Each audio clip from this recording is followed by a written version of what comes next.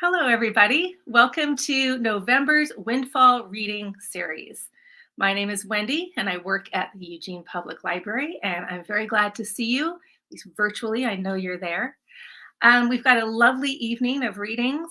We've got several people that will entertain and engage and move you. Before we start, I have a couple of thank yous I'd like to give. One is to the Lane Literary Guild, without which we wouldn't be here. The Lane Literary Guild supports authors and writers. It has programs and events such as this.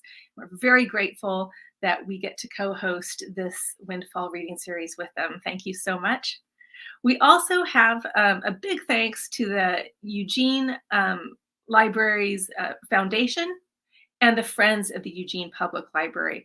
Both groups tirelessly fundraise, they support programming, they are the backbone of the library. There are so many programs in youth services, adult services, across the departments that definitely would not be funded or be as robust as they are without these two groups. So thank you so much to both of those foundational and friends groups that are just fantastic humans to boot. So thank you so much for that. Tonight, what you can do is the case for every night with these windfalls, you can write comments or questions, observations that we will discuss and open up at the end of the reading. So around 7 o'clock, we will read either the questions or comments that you put right below this screen if you'd like to. Just write in YouTube and we'll see that. Or you can always email me. Let me give you a little banner that has my email address. So if you're feeling at all shy or just want to use an interesting pen name and don't want it to be on YouTube, by all means, drop me a line and I will read your question or comment tonight at the end of the readings. So don't be shy. And I believe that's about it from me for the moment. I'd like to bring up our friends of the Lane Literary Guild, Amanda and Diane.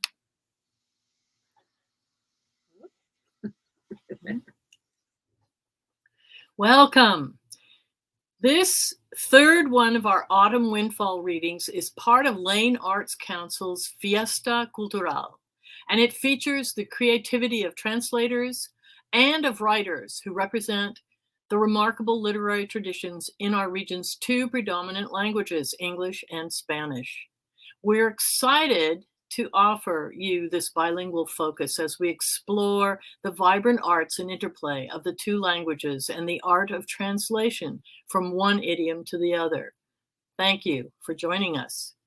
Como parte de la Fiesta Cultural de Lane Arts Council, la Windfall serie este otoño se enfoca en la creatividad de escritores y traductores que representen las destacadas tradiciones literarias de los dos idiomas predominantes en nuestra región, inglés y español.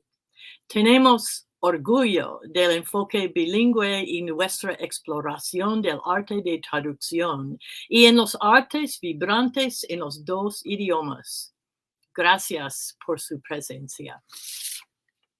Good evening. First, I'll introduce the poet and translator of this first half of our session. Allyson Lima will present her English translations of Carlos Castro Jo's poems. Allyson writes and translates poetry in Spanish and English, and has translated works of Salvadoran writer Mario Ben Castro and others. A U of O graduate, she now lives in Maryland. Traductora Allyson Lima presentará sus versiones al inglés de los poemas de Carlos Castro Jo. Allyson escribe y traduce poesía en español e inglés y ha traducido obras del salvadoreño Mario Ben Castro y otros escritores. Graduada de la Universidad de Oregon, vive en Maryland. Carlos Castro Jo, nuestro poeta, was born in Bluefields, a Caribbean region of Nicaragua. He has published essays, short stories, poetry, and memoirs. He teaches sociology at Clark College in Vancouver, Washington. Carlos says that he writes, quote, mostly about people I know, like my neighbors and friends, people who live their lives freely and fully. Carlos Castro Jo nació en Bluefields, en la costa caribeña de Nicaragua. Ha publicado ensayos, cuentos, poemas y memorias. Enseña sociología en Clark College, Vancouver, Washington. Carlos dice que escribe más que nada sobre gente que yo conozco, amistades y vecinos que viven libre y plenamente.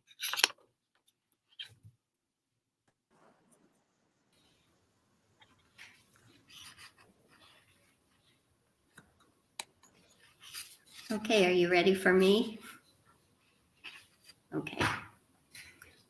In this cup of coffee, I drink the nitrogen of my father in this cup of coffee from the Jinotega, from the postcards he held tight in the trunk of his memory.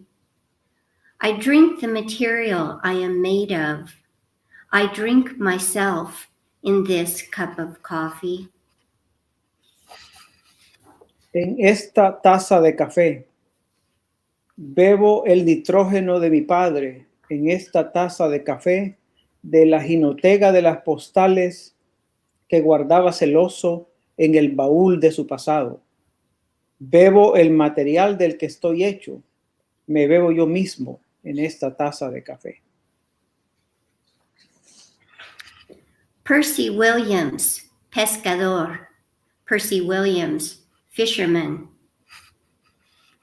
Before the night lifts its veil and the sun covers with its thumb the last opening where a star appears, before the herons remember their wings, much before, Percy Williams throws the nets in his boat and waits for the wind to carry him to the site of the snook, of the corvina, where he will go to cast his net as if he were planting his dashines, his yams, the sad-looking roots of the yucca.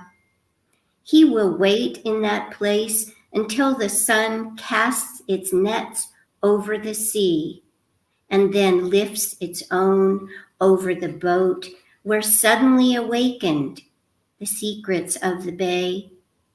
In the morning, he will go hawking his basket of fresh fish through the port thronged with people, with whistling of sinsaima, simalo, of accents, of languages, of pirates and slaves. Percy Williams, pescador. Antes que la noche se quite el velo y el sol tape con su dedo gordo la última endija por donde se asoma una estrella, antes que las garzas se acuerden de sus alas, mucho antes, Percy Williams pone las redes en su bote y espera a que el viento lo lleve al sitio del róbalo, de la corvina, a donde irá a echar su atarraya como si estuviera sembrando sus tachines, sus yames, los gajos entristecidos de la yuca. Esperará en ese lugar a que el sol eche sus redes sobre el mar, para después levantar las suyas sobre el bote donde caerán ariscos despiertos los secretos de la bahía. Por la mañana irá pregonando su canasta de pescados frescos por el puerto revuelto de gente, de pitazos, de sinsaima simaló, de retazos, de lenguas, de piratas y esclavos. Moving their hips, moviendo las caderas. On the ranch of Beholden, the couples dance to soca music, moving their hips this way, moving their hips that way. The trumpets find the rhythm, the drum responds, and the couple sing, "Give me soca, I love my soca," moving their hips this way, moving their hips that way. This dance is a primal rite, a feverish courting that shifts step by step throughout the night. She moves her hips this way. He moves them this way. She moves that way. He moves that way. She this way. He this way. But at the height of the night, the couples match the rhythm of their bodies. He moves his hips that way. She moves her hips that way. He moves this way. She this way. And so the night in Bluefields encounters its couple, moving their hips that way, moving their hips this way. Moviendo las caderas. En el rancho de Beholden, las parejas bailan música soca, moviendo las caderas para allá, moviendo las caderas para acá. Las trompetas tientan al ritmo, la batería responde y las parejas cantan Give me soca, I love my soca, moviendo las caderas para allá, moviendo las caderas para acá. Este baile es un rito primigenio, un cortejo febril que se desplaza pieza por pieza por toda la noche. Ella mueve las caderas para acá, él las mueve para acá. Ella las mueve para allá, él las mueve para allá. Ella para acá, él para acá. Pero al filo de la noche, las parejas encuentran el ritmo de sus cuerpos. Él mueve las caderas para allá, ella las mueve para allá. Él las mueve para acá, ella para acá. Y así la noche de Bluefields encuentra a su pareja moviendo las caderas para allá, moviendo las caderas para acá. Mayaya la sinki. Mayaya lost the key. She leaps into the circle and dances around him, and dancing she moves away. Mayaya lost the key. Mayaya, oh. She takes a turn around the pole, returns to him, who now, yes, is waiting for her. Mayaya la sinki. Mayaya, oh. To dive into the middle of the ring, making the same moves that some shadows danced the night before, Mayaya sinki, Mayaya o, in order to bring to Bluefields this night in which he and she danced to the rhythm that brought them here, Mayaya sinki, Mayaya o. When Mayaya had not lost the key and could dance in bed, Mayaya got the key. Oh, Mayaya. Mayaya la sinki. Salta ella al ruedo y baila alrededor de él, y bailando se aleja, Mayaya la sinki, Mayaya o. Le da una vuelta al palo, regresa donde él, que ahora sí la está esperando, Mayaya la sinki, Mayaya o, para lanzarse al centro de la rueda, haciendo el mismo movimiento que unas sombras bailaron en la noche antepasada, Mayaya la sinki, Mayaya o, para llevar a Bluefields esta noche en la que él y ella bailan el ritmo que los trajo aquí, Mayaya la sinki, Mayaya o, cuando Mayaya no había perdido la llave y podía bailar hasta en la cama. Mayaya got the key. Oh, Mayaya. Moscow. I observe your Asian European beauty in your looks and thought, your Cyrillic beauty on the page that hardly contains the voice of Pushkin in the routine evenings in a village out of Chekhov, in Dostoevsky's search for meaning, in Tolstoy's pursuit of a new history, in the bipolarity of an orchestra reminiscent of Tchaikovsky, in the terror of another that sounds like Shostakovich, in the flesh and blood living soul of Anna Akhmatova. Amidst this beauty was born on paper the dream of Lenin, converted by the fist of Stalin pounding a table served by the labor of gulags. This week, I have visited the good side of your profile, and I have taken selfies with the orchestra that is going to play a fifth symphony with the pages that a poet left forgotten on the desk of a museum, with the stage on which Nureyev passed like a breeze on a lake, selfies with outbursts of life that try to pry open cracks in the cement over which your great tragedy takes one step forward, 2 steps back. Moscú.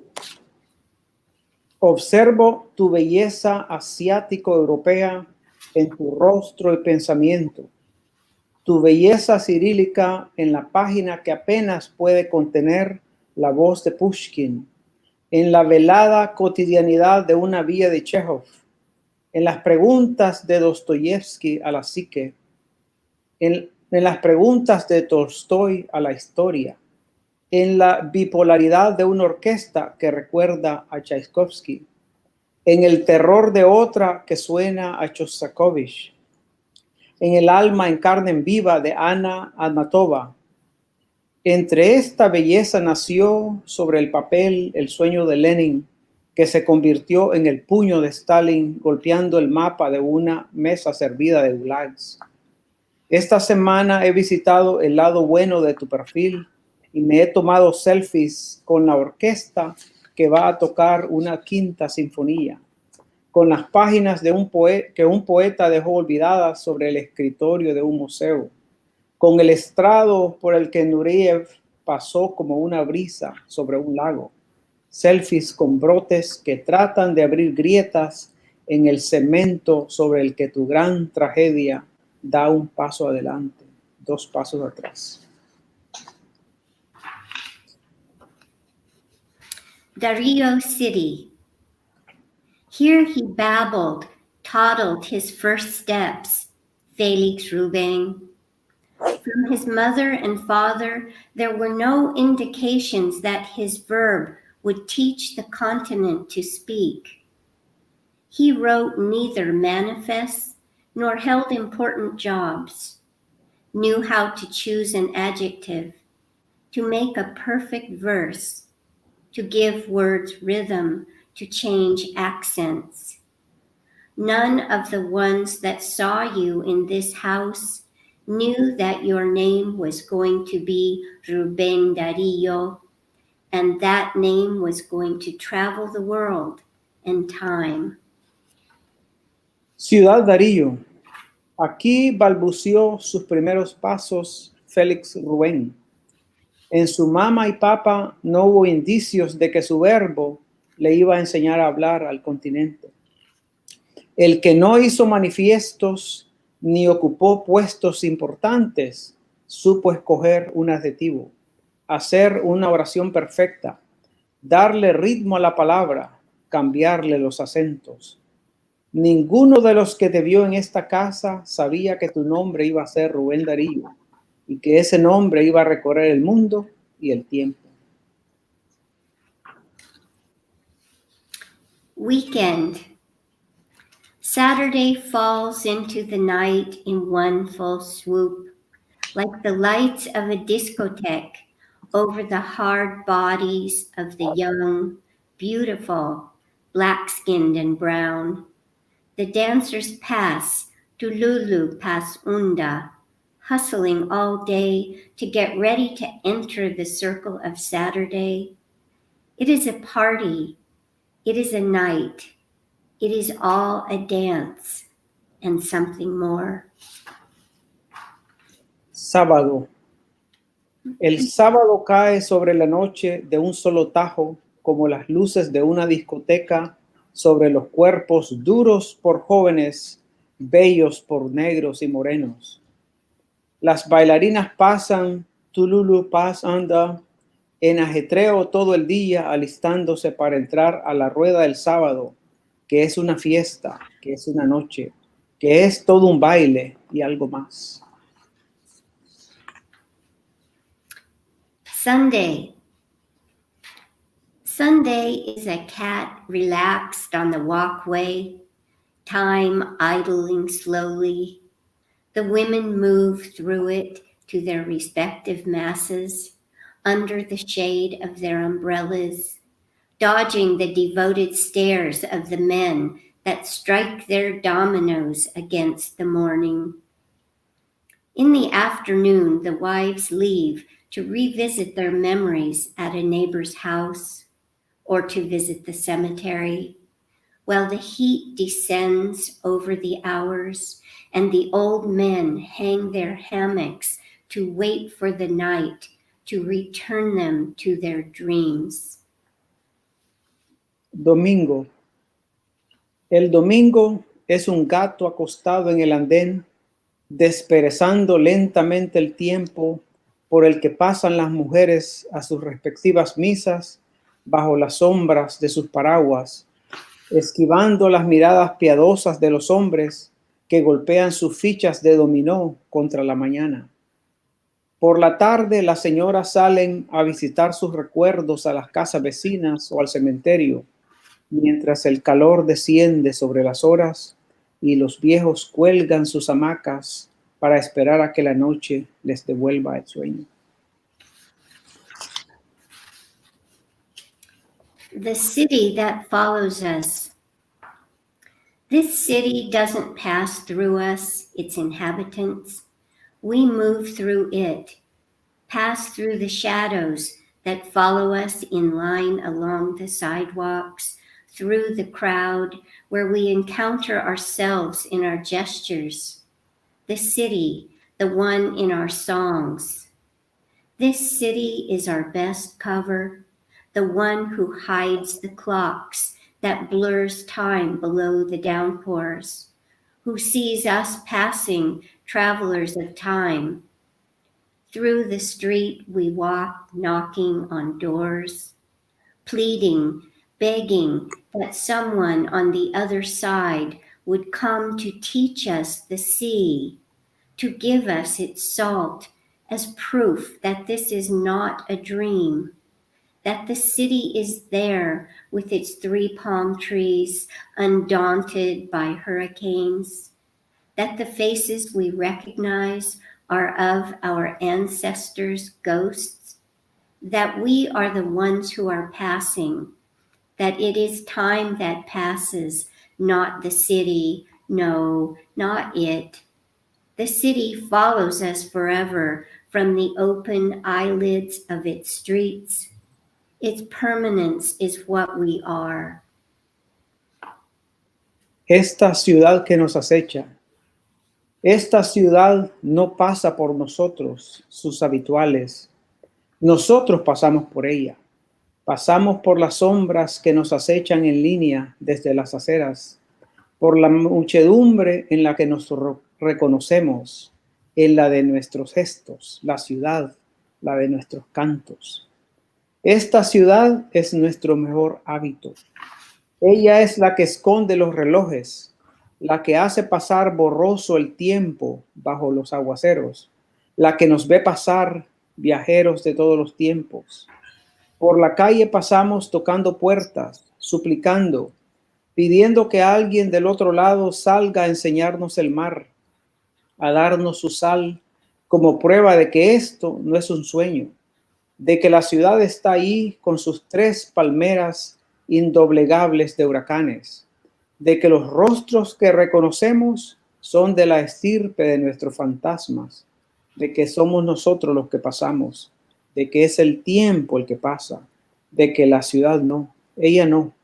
Ella nos acecha para siempre desde los párpados abiertos de sus corredores. Su permanencia es lo que somos. Nikinomo. In this corner house, the boy endured his second-class status, claimed his native features, and grew up to be a great man, and from that height, he rose up in the name of his race. He planted his flag over the dungeons of El Chipote and called it Cuartel General, and that hill was transformed into the Cuartel General of dignity. From here, he proclaimed their presence in letters and communications, and he left them with their tail between their legs, humiliated, the ones that thought themselves superior. On the cell phone, I take a selfie with the clay on which he left a name for all history. Nikinomo, that's where Sandino was born. En esta casa esquinera, el muchacho sufrió su estatura de segunda clase, reconoció sus facciones de indio y se irguió en hombre grande, y desde esa altura se levantó en nombre de la raza. Puso su bandera en el chipote y lo llamó cuartel general, y ese cerro se convirtió en el cuartel general de la dignidad. Desde ahí lanzó un grito de presencia en cartas y comunicados, y les puso el rabo entre las piernas a los que se creían superiores. La cámara del teléfono celular me toma un selfie con el barro del que salió un nombre para la historia. Reggae. The voice of Bob Marley descends upon this dance floor at midnight in this neighborhood in the Caribbean. His voice is not ethereal in these hands, these arms, these feet. His voice has found bodies to dance his African Caribbean rhythm in the marijuana smoke that floats its figures in the air, full of dreadlocks, here at this hour.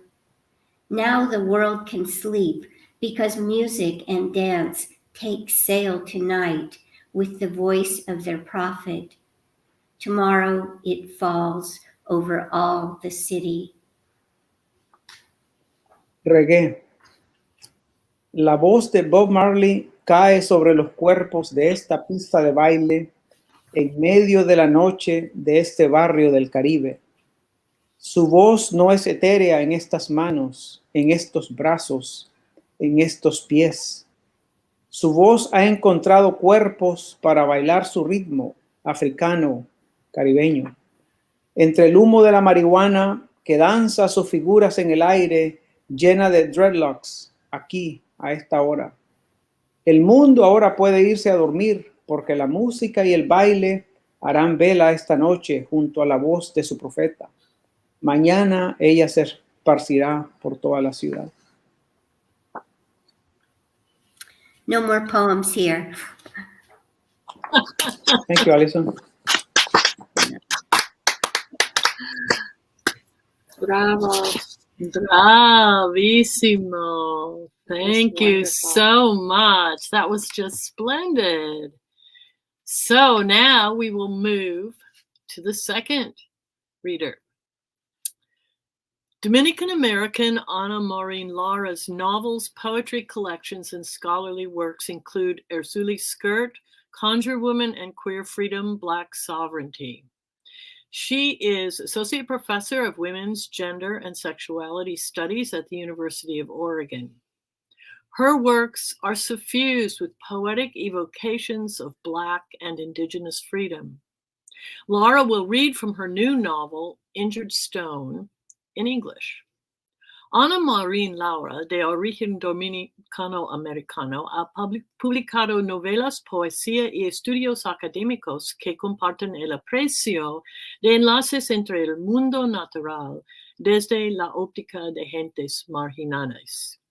Es profesora asociada de estudios sobre la mujer, el género y la sexualidad. Lara leerá de su nueva novela, Injured Stone. Va a leer en inglés y esta parte del programa es en inglés. Muchas gracias. Y Ana. Buenas noches, good evening. Sí, esta noche estoy leyendo de La Piedra Herida, Injured Stone en inglés, que tiene palabras pues en dominicano, como decimos nosotros, pero mayormente en inglés, entonces les invito a escuchar las palabras de esta novela. So this evening I'll be reading from Injured Stone, which is written primarily in English with a lot of Dominican words peppered throughout. And so I encourage you to just let the story wash over you. The story is about four, just to give you context, it's about four main young women protagonists, and I'll be reading from three of their stories. It's told from three basically different perspectives. The first one is the story of Yalidad, and if you read Ursula's Skirt, you'll recognize this character. And at this point, she's a young woman, and the moment in the story that we encounter her, she has basically left the plantation, and she is both in a crisis of faith and consciousness, and basically on a journey to discover her purpose. I'll also be reading from the character Yameri, who is a character who was born in Haiti and then migrates with her grandmother to the Dominican Republic. Her migrates to the Dominican Republic, where she's raised, where she has a life, and where she's basically trans-territorial, moving between both countries. And then I will share an excerpt from the character Iris, who is born in a rural community in the Dominican Republic on the eve of her 18th birthday, or rather on the day of her 18th birthday. So these are the excerpts I'll be reading, and I look forward to engaging in conversation afterwards. The first one is from Yelidad. We set out before dawn. Just before we left, we were fed cups of hot chocolate with oatmeal. I drank it knowing it might be a while before I ate again. I picked up my macutos and set out to market with Cuca. We walked through the same dirt roads. Some of the colmados were full of people still dancing and drinking from the night before, even as in other houses, people gathered themselves for work. Small groups of children joined some families in the fields while other children were going to school. We followed the river of people back into the center of Maguana. There, before reaching the market, Cuca sent me on my way. She said, "Follow this road. You see the creek next to it? Follow this road, always with the creek beside you on your right. That will lead you to La Niña." I thanked her and began to walk on the road. Staring ahead, I saw that I was walking toward the mountains whose peaks were above the clouds. I was walking towards mountains so tall they were wet with rain.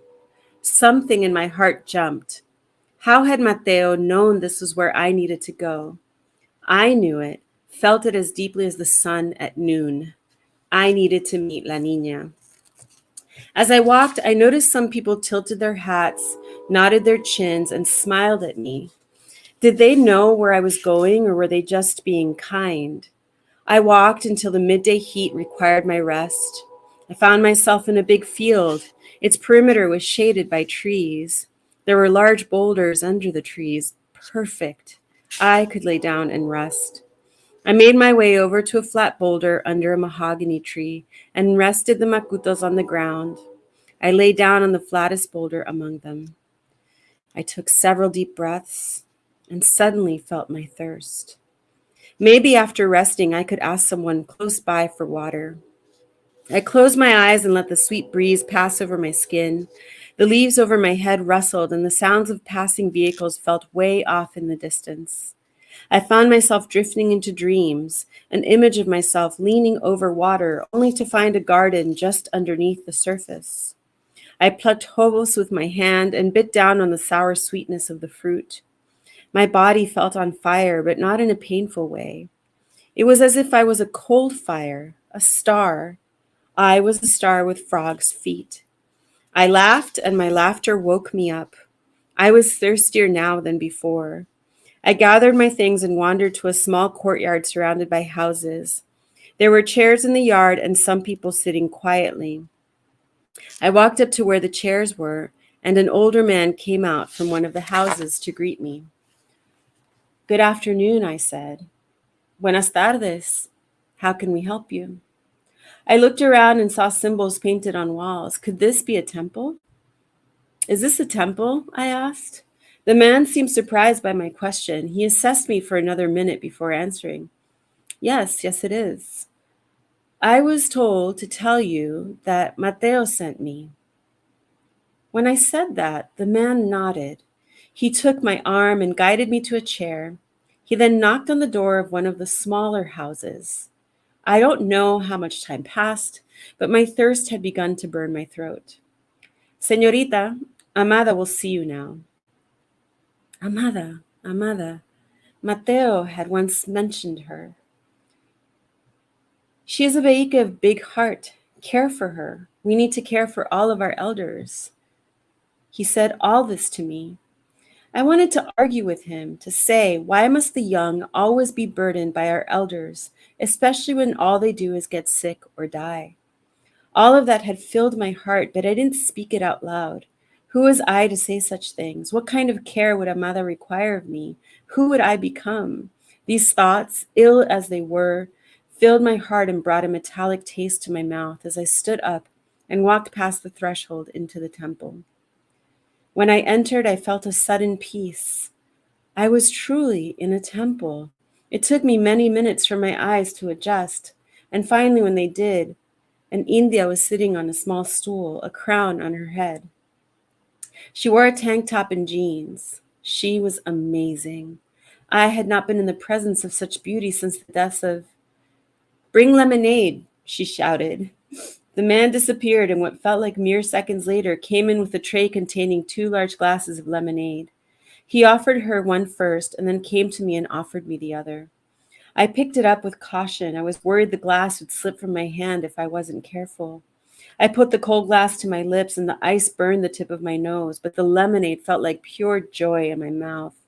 I took 3 gulps and pulled the glass back. I had finished it. Bring a pitcher of lemonade. This girl's going to need it. Come here. She indicated with her long fingers that I should come to where she was. She stood, a bell in one hand, her other hand over my forehead.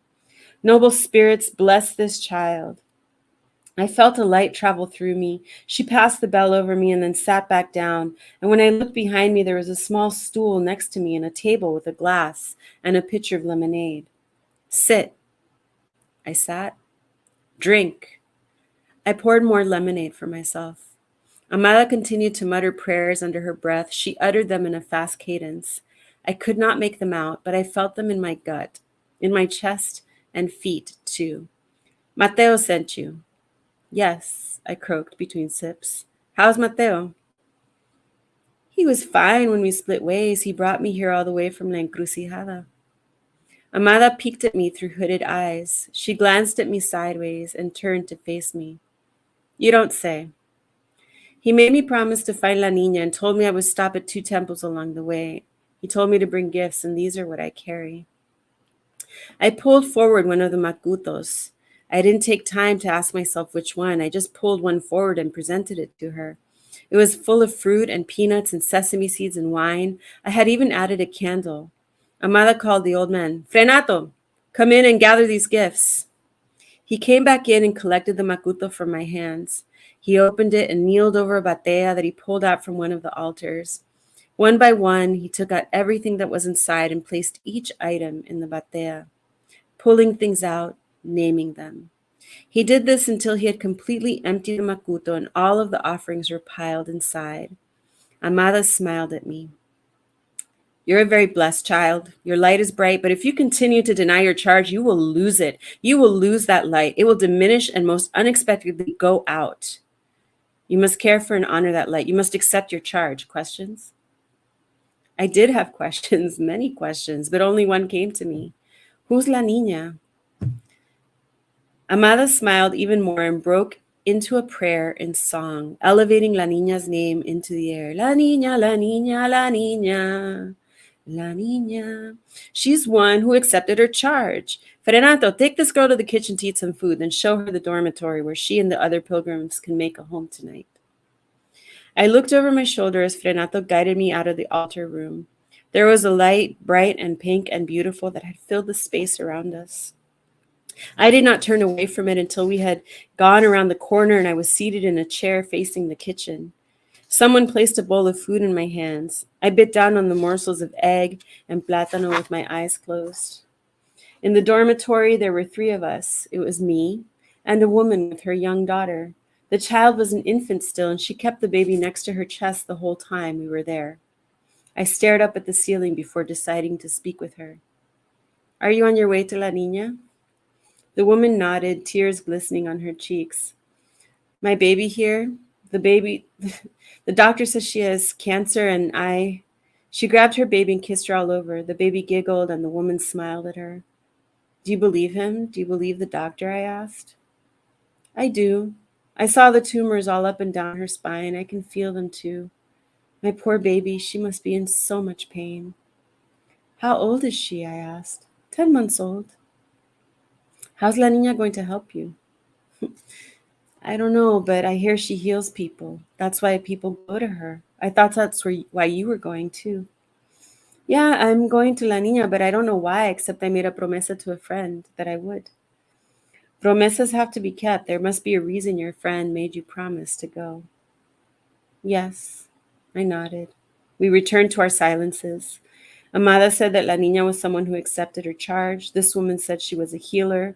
I had also been trained as a healer since I was young, and look where that had gotten me. Fending off narcos and evangelicals back on the Batey, getting stuck there without opportunities. La Niña's charge was not my charge. I was not sure I was interested, but I had made a promise and it could not be broken, no matter how much I wanted to break it in that instant. I stared back up at the ceiling and found my thoughts wandering. It was as if a bird and I could see all the places I had walked to get here. They were below me, the houses, gardens, streets, buses, people. I flew over them without a care in the world, making my way slowly to the mountains. And just when I was going to climb the peaks, I ended up winding back to the valley where Cuca lived with her family. Then Amada's face appeared before me in the clouds. She spoke to me. Don't be so greedy to see where you're going. Appreciate where you are now. I awakened to the sound of 2 dogs barking, and it was daytime.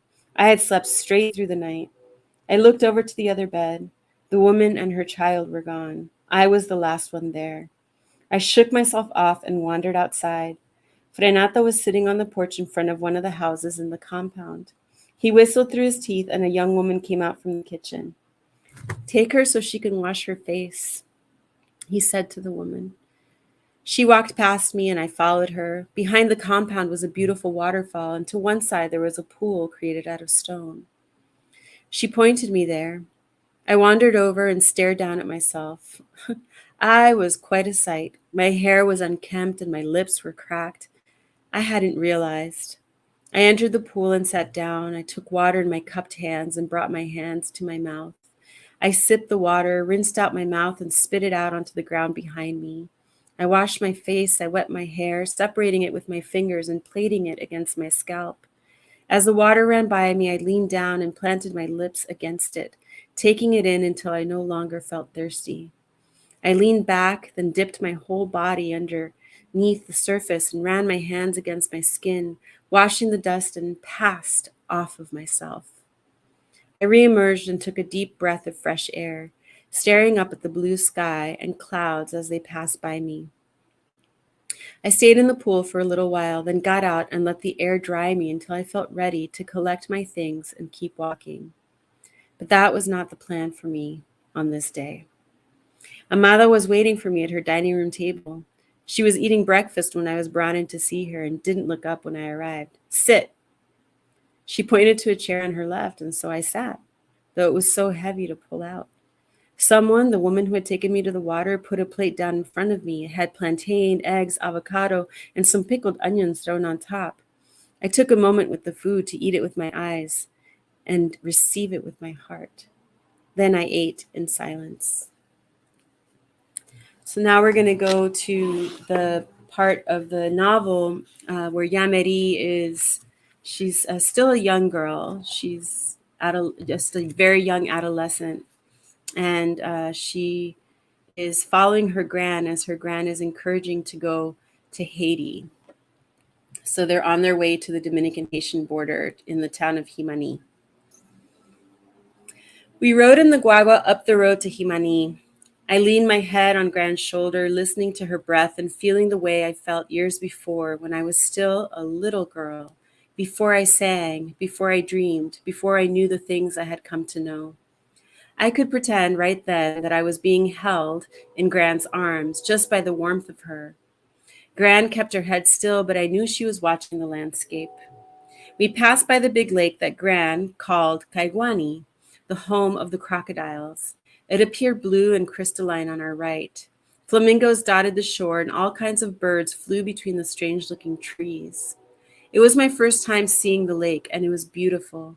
The ground all around it was white clay, and the lake itself spread out all the way to the mountains on either side.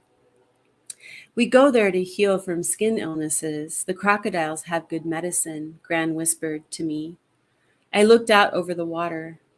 Crocodiles. It's a salt lake, she said, and the minerals in the water heal, the earth too.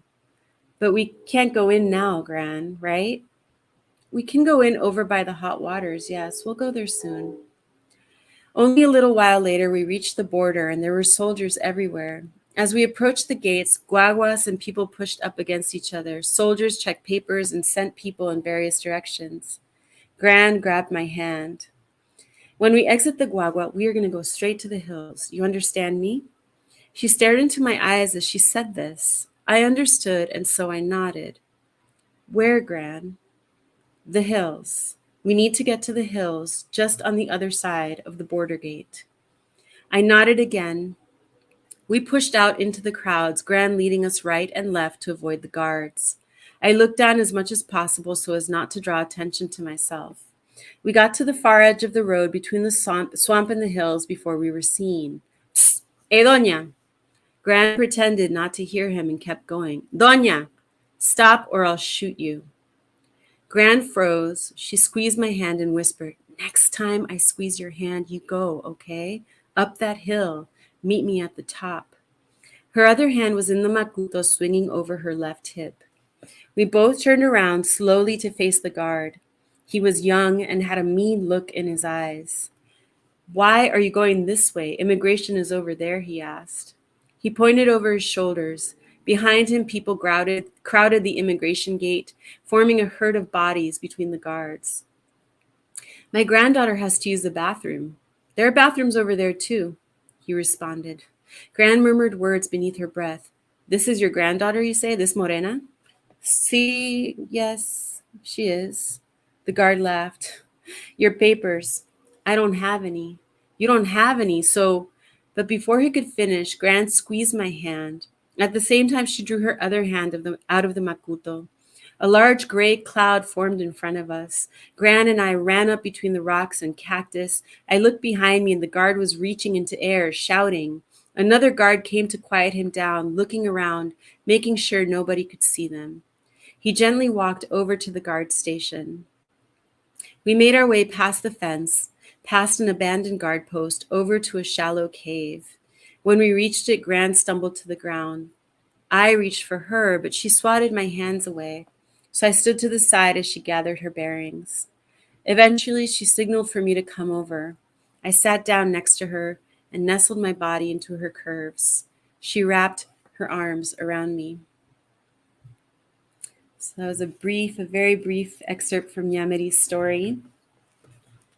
And then the last excerpt I'll read is from Iris on the day of her 18th birthday. The year I turned 18, everything changed. On the very day that Guadalajara celebrated the Fiesta de los Indios, on that muggy July day, we wound our way through the mata to the cave known as Jaboruco. Jaboruco is famous to outsiders because the soldiers who killed the gringos way back then hid up there until the war was over and the gringos were forced to leave. But to us Rayanos, Jaboruco is sacred because we are its caretakers. Only those of us who pray there know where it is.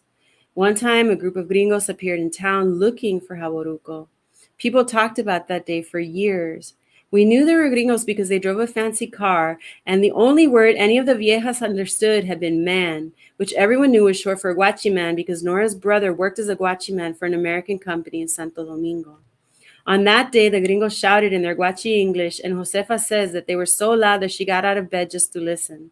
She says that when she peered from the cracks of her window, they were fighting over a piece of paper. Tito told her it was probably a map, and she told him, ¿Qué importa? But then this is the part of the story where everyone agrees. The Rubios jumped back into the car and wandered into the mata. All the viejas said so. They said that when they heard them tearing across Ismael's farm, Everyone came out onto the street. Where do you think they're going? The cave. They're trying to get to the cave. How do you know? I heard them. Habladora. Lord help us. They're going to tear the yuca right out of the soil. Sure enough, later that day, Romo, the town drunk, reported at the colmado that he had seen something unbelievable. Everyone stood around and listened. It was unbelievable. They went in their car and tried to jump over the ravine. I tried to tell them that they couldn't go that way, that there's quicksand on the other side, but they wouldn't listen. Are you talking about that ravine over by where Nano died all those years ago? That same one. That place is cursed. Tell us what happened, Romo. I've never seen anything like it. The driver accelerates the engine and takes the car over in one swoop. Next thing you know, prakati, the car crashes into the quicksand. And then what? It started to sink. You didn't help them? How was I going to jump? I may be a drunk, but I'm not crazy. In truth, there are a lot more stories like that, with people trying to find something that doesn't want to be found. There's an order to things. That's just basic respect, pero bueno. To get to the cave, the people streamed up into the hills, around the large lake, over to the natural rock bridge that crosses the ravine. Then we walked along the edge of the stream until we got to the path at the bottom of the mountain. The path's entrance is hidden by a towering magenta bougainvillea, and right behind the bougainvillea are two enormous tuna cactus, their unfriendly arms extending out in opposite directions. Once we get there, Apa, who everyone also knows as Tenacio, sang the first blessings to appease the spirits. On that July day, we marched around the bougainvillea and in between the cacti, past the bitter orange trees bent with green, swollen fruit. I could smell the ripe fruit as I passed by. The sun filtered down through the tops of the trees, warming my head. I walked behind my grandparents, Apa and Mama. As we made our way up the path, our feet sifted dust through the air and our voices rose in song. The solemn drumming that accompanied us thrummed inside my chest. The cicadas shrieked, their deafening vibrations muffling our words. As I climbed in between boulders, I suddenly felt as though I was walking through cane syrup. I was dizzy and the crown seemed so far away. I swallowed deep breaths, focusing my blurry gaze on the paper crosses and the Virgin Mary appearing and disappearing between the trees in front of me. I held on to the boulders on either side as we curved around the top of the mountain. The path was as it had always been, but something in me was different. I reached the plateau that gives way to the cave's mouth. There, a group of small boys stood on a large rock protruding from the side of the mountain. There was nothing behind them except the open sky. They whistled and clapped in time with the music. Mama and Apa walked to the mouth of the cave. I could not sit, so I leaned against the mountain. It was cool against my arm. I closed my eyes and listened to the people as they arrived. The boys' claps sounded like 1,000 feet hitting stone. My muscles ached. Someone came over, but I was too weak to know who she was. She held my elbow. There was a cup at my mouth. I drank water and my breath slowed. I opened my eyes. The clapping had stopped. Apa stood looking out at us. He had a Bible in his hands. The crosses and the Virgin Mary were to his left. The paleros, who were the first to arrive, faced the cave. They poured rum on the palm tree drums strapped to their waists. They warmed the skin with their hands. The wind whistled past us and the people were silent. As the guaraguaos glided in spirals just above us, Mama rang a large brass bell. Apa sang out the first notes of a prayer, turned around and led the paleros into the cave. The elder men followed them. Soon they were swallowed by darkness. Their voices echoed out to us. Mama rang the bell again and the song changed. 4 elder women stood in each of the directions, swinging their kerchiefs in the air. They uttered the Hail Mary over and over. I squinted at the sun. The bell rang. Other elder women joined the songs. They streamed past me. The crosses disappeared. The sun was bright in my eyes. The Virgin Mary was no longer visible. Mama held the bell. It kept ringing. My breath was short. I leaned against the mountain. The drumming echoed out from the cave. I was dizzy. The music made my heart race. I searched for Mama's silver eyes. She stood in the mountain shadows. She was looking out in the other direction. Bats beat their wings against walls, and then the world was gone. Thank you. Gracias. That's great. Splendid. Splendida. Great reading. Thank you. That was marvelous. Thank you so much. What a great evening. We do have a couple of comments. I haven't gotten any questions on my email, but I just wanted to read these 2 very complimentary comments about the readings as a whole. Deborah Sheehan said that this is beautiful. Thank you. And we heard from Evelyn Gonzalez, who said, very nice presentations. Thanks for enriching our evening with these poets and their work. The translation that Allyson made was flawless. Oh. So thank you so much. Are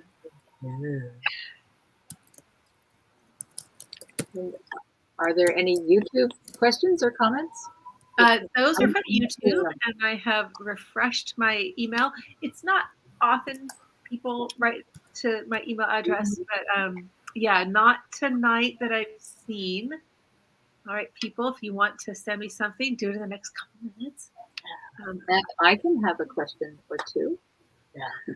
Sure, and I will say that Rachel Lee sent a lovely heart emoji to say thank you. And please, yes, if you have questions of each other or what have you. Yes, I do. I could, for all of you. Carlos, the world of Bluefields in Nicaragua is, perhaps not the common idea of Central America and, the Spanish-speaking colonial legacy and so forth, but the English place names and I know that your poetry represents that really multicultural world, as do your stories about Bluefields. Do you want to say more about that? En inglés o español? Oh, yes, we are en inglés o español. No, we are a Caribbean city, actually the whole region, Caribbean, but it was colonized by the English. So when Ana-Maurine was reading, I could see the same people, the same environment there. And you can have in Bluefields, you have people who speak English and people who speak Spanish. And so that's the world I write about. And it's very different from the world of, let's say, the other part of Nicaragua. It's a more Caribbean world. You have more plantains, like Ana-Maurine said. There are a lot of yuccas.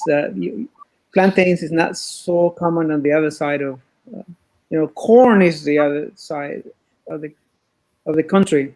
And corn was not necessarily like a basic part where I grew up. And so that's a completely different world. And the English is Creole English, and our Spanish is pretty much Spanish from that area too. And we mix words with English, and so it's a completely different world. And that's what I write about. As I say, those are my neighbors, the people I know, and they come from all different walks of life. Being a port city, being in the Caribbean, people are pretty much open to, it's pretty much open to everything. And that's pretty nice about that. There's a lot of freedom in that city. I was going to say, I don't know if the planners realized this was going to be a Caribbean reading. Caribeña. Claro. Of course, hearing Carlos's poems was just like feeling so at home, It was beautiful. We got a comment from Henry Alley of the Lane Literary Guild of the U of O, former co-host for Windfall. He writes for Ana-Maurine, how is the Odyssey of Healing particularly apt for a novel set in the Dominican Republic? I mean, I want to ask that of Henry, but because I wasn't necessarily thinking of it as an Odyssey of healing. But I mean, I think that the story of these four characters has many mythical, like just the process of writing the story. It took me 15 years to write this book, and in part because I had to live life in order to write certain parts of it. I had to be old enough to write certain parts of it. And so, there are pieces of it that have that kind of Odyssean quality. You could say that I might have been influenced by Derek Walcott in that sense, in his work Homeros, and this idea of journey. But Yelidad is Yelida is maybe the only person who has a unidirectional journey in this whole story. Everybody else is kind of moving, and the story is not written in order. You know, it's not a direct linear progression as you're reading it. But I'm hoping that what the story does is that it allows us to reimagine relationship to land and to each other as people from a divided island. So I guess a long answer to your question is that, right? Maybe an Odyssey of Healing is about healing those relationships to land, to history, and to violence, you know, from the violence coming out of a divided island. Mm-hmm. Thank you. Yeah. Does anybody have anything else to add, or it's 7:01? I'm just curious, Carlos and Allyson, did you work together in the translations? Like, what was your process of, or did you find each other after? Well, this is the first time we've met. I mean, in photo, but Carlos was very generous with me. I did the translations and sent them off, and for the most part, there was maybe a change of a preposition or a suggestion of a word, and then one of the poems I had gotten the this and the that in the moviendo las caderas. It got a little confusing there, so we caught that just in time for tonight. But mostly I felt that he was extremely generous in accepting what I came up with. And I confess I only sent them to Carlos.